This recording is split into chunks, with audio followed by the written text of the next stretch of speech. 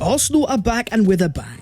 After making it 8 games unbeaten, a Leandro Trossard goal was enough to secure 3 massive points against Fulham. But from Mikel Arteta finally solving the Marco Silva problem, to Arsenal's newest maverick, as well as the insane stats behind our defence, and where this leaves our title ambitions. As per, let's break it all down and discuss the 5 things we learned from Fulham 0, Arsenal 1.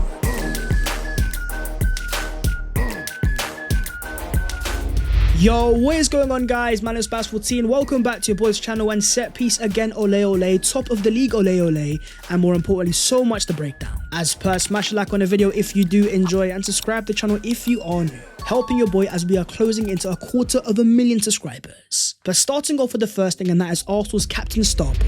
After the long awaited return of Arsenal after a long international break, 3 gargantuan points were certainly secure. Leandro Trossard on the score sheets, as Arsenal now make it 13 London derby wins since August 2023, more than any other team in London. Not only do we have dominance over the capital, but more importantly, this was a game where the Arsenal captain on the day dragged Arsenal over the line, with Bukayo Saka, the star boy, stepping up in the absence of Martin Odegaard. Here he was after the game with a massive smile on his face, receiving the official player of the match award. And this indeed was a real captain's performance, Bukayo Saka leading the team forward, every single attack going through, dropping an 8.1 server score rating, despite getting 0 goals and 0 assists, an expected assist of 0.43, with 6 out of 7 dribbles, 1 big chance created and 7 key passes. That is what you call a creative masterclass, with a list of players with 5+ key passes, 5+ successful dribbles and 5+ fouls suffered in a single Premier League match over the last 6 seasons. The only player is Bukayo Saka, and that was this game here, with the most duels won, the most touches in the opposition box, most possession won, as well as the most chances and take-ons completed. Saka also won the most fouls, and even made the joint most tackles, saying after the game he was proud of his perseverance. It was a tough start to the game, but I wanted to make things happen. In my mind, I wanted to get the ball and make things happen. I grew into the game and had a good performance, which I am happy with. At the start of the game I took some rubbish corners. I was quite disappointed, but I kept going, and I think the 4th one was the goal. I put it in and it was a nice delivery. Gabriel got the touch, and Leo got the goal. I am so happy with that.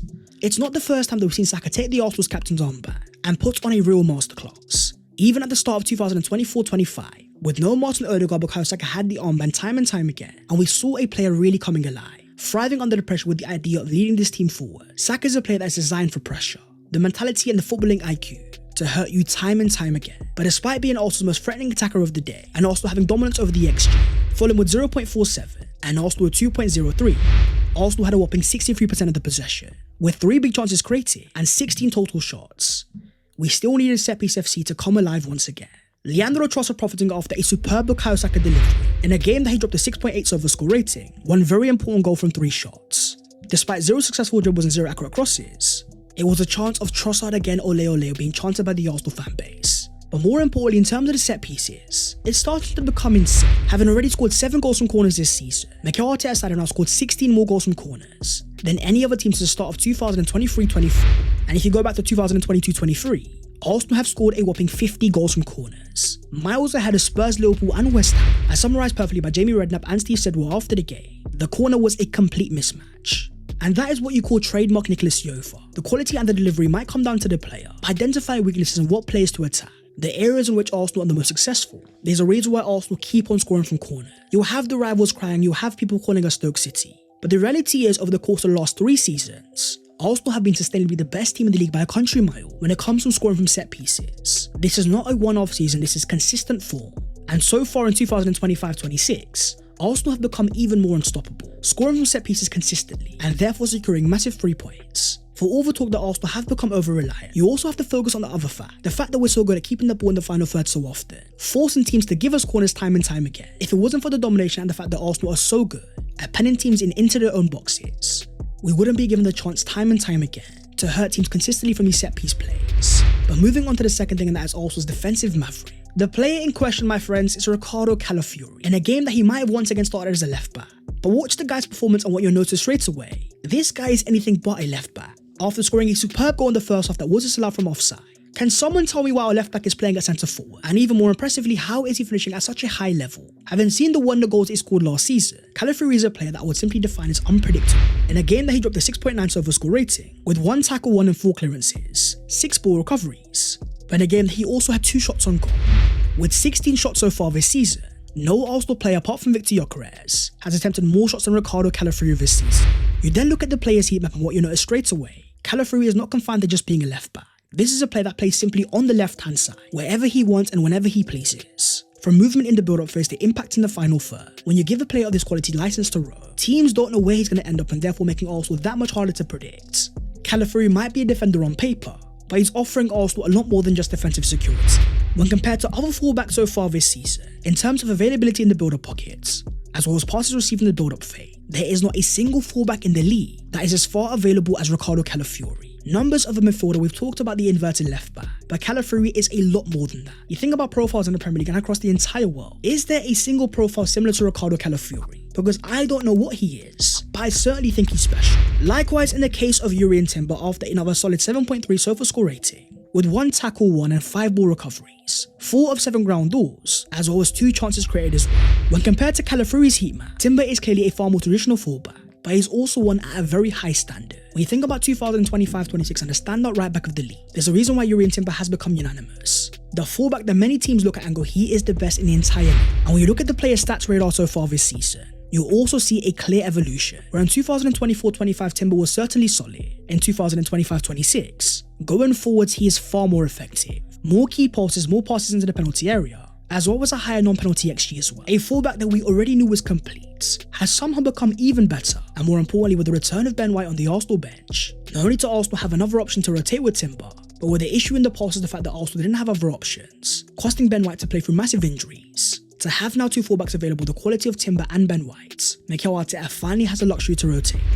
Then you had another masterclass from Martin Zubimendi. After dropping yet another 7.1 SOFA score rating, 68 accurate passes, 41 in the opposition half, as well as 3 out of 5 accurate long balls, defensively secured 1 interception, 1 clearance and 2 recovery. This is a player that I put alongside Jurrien Timber in terms of being Arsenal's most consistent player, giving us a new tempo in the build-up phase and different types of passes. He is a player that at times I look at and go, he's got eyes in the back of his head, constantly scanning and constantly finding ways to probe the opposition. When you think about Arsenal and the platform that Mikel Arteta has created, Raya, Timber, Saliba, Gabriel, Wright and Zubimendi, alongside Ricardo Calafiori, that is one of, if not the best defensive platform in all of Europe as things stand. Moving on to the third thing, and that is Arteta's penitentiary. Let's talk about the Arsenal defense because the numbers are simply crazy. As Arsenal kept their 8th clean sheet of the season in just 11 games played, having only conceded 3 goals so far this season. This was yet another game where David Raya didn't have to make a single save. Meaning for the first time since 2003-04, the last time that Arsenal won the title, Arsenal have gone back-to-back games without conceding a single shot on target.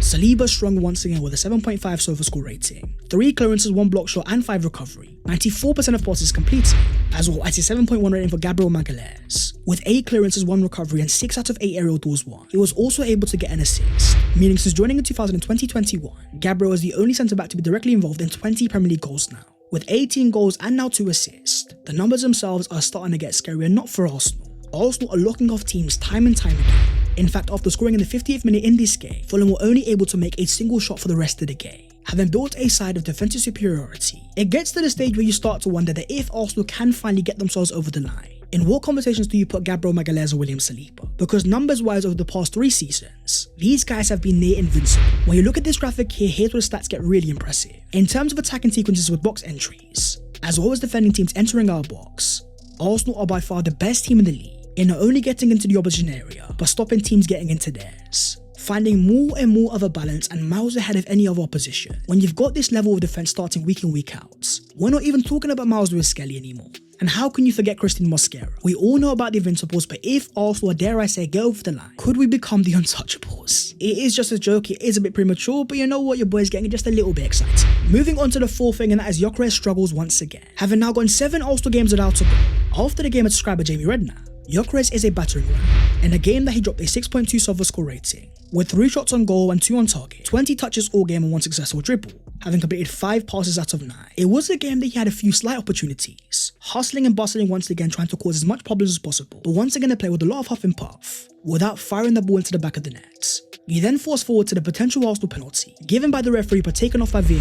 As Bukayo Saka said, for me it was a penalty. I understand that he touched the ball, but I felt a big contact on my knee as well, before he touched the ball. For me, any contact in the box like that has to be a penalty. And then it would have been intriguing. Would the penalty go to Victor Gyökeres or Bukayo Saka? Having gone yet another game without a goal, there are a lot of fans that are starting to question, is this a player out of form? Or is this a lack of quality? But then you look at this graphic here, and that's where things become intriguing. In terms of players that received the most big chances per 90 so far this season, of course number 1 is Erling Haaland, but with the likes of Dominic Calvert-Lewin, Alexander Isak and Jean-Philippe Mateta, all players well ahead of Gyökeres, who's not even on the list as it stands. For me, it shows that as much as Arsenal are trying to make for Gyökeres, so far consistently we're not making enough big chances, giving the player a few half chances, when other teams are making more and more for the strikers. But even despite of that, Gyökeres is still definitely making an impact. As perfectly described by Mikel Arteta before the game, the number 9 that I want is a 9 that when he doesn't score for 6 to 8 games, he can handle that. If not, we have to go somewhere else. You have to put on the number 9 shirt for Arsenal, and you have to be able to say 6 games don't score, am I a different player? And start to act in a different way. Talking about the mentality of the player, and that's where of course I have to give praise. He is a player that at times I think is trying very hard to get that goal, but he also seems a bit unfazed. He might get fouled, he might get manhandled, but he still gets up, goes again and presses for his Arsenal team, making more and more runs in behind. I like the fact that in this game Arsenal were trying to find it, with the prime sequence being in the first half. Saka slides through Gyökeres after a lovely time pass, something that I would love to see more and more of. Or the return of Kai Havertz around the corner.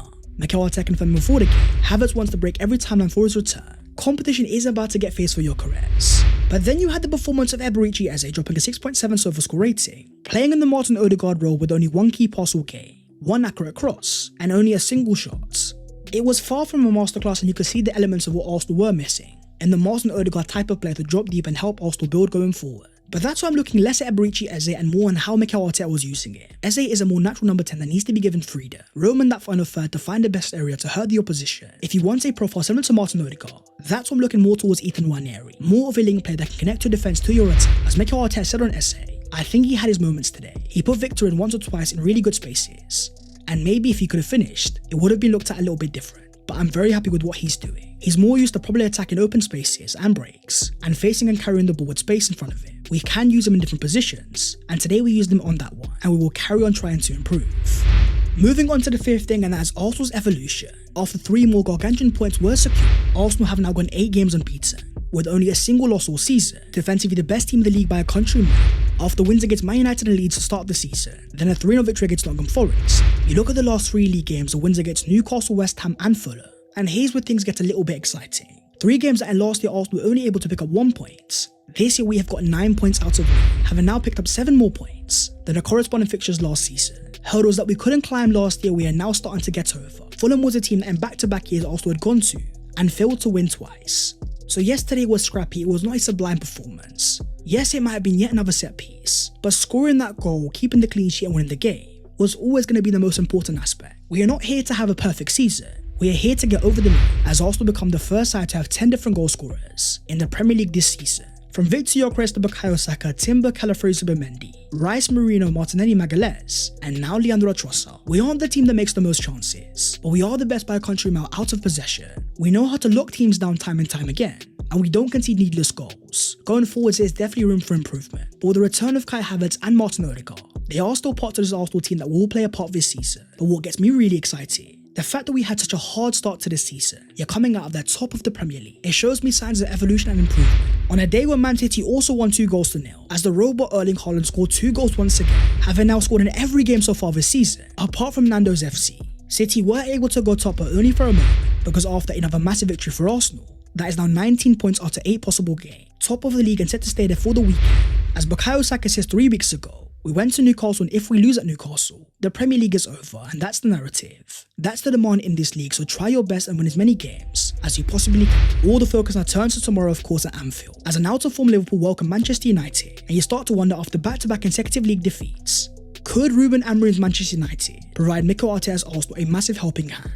But that is the video there and there, so hopefully you guys have enjoyed. If you have, don't forget to smash a like and also subscribe to the channel if you are new. If you want to follow your boy on all of the social medias, and the links are down below in the description. But that was the 5 things we learned from Fulham 0, Arsenal 1, a hurdle that we couldn't climb last year. This year we've got over just about, but we have got over it, and we are still top of the Premier League. Now, of course, Manchester United, prayers to you, man. Get a point at Anfield, maybe even get a win there. And you know what? It will be an even more sensational weekend, my friends. I will see you next time. Take care, and in a bit.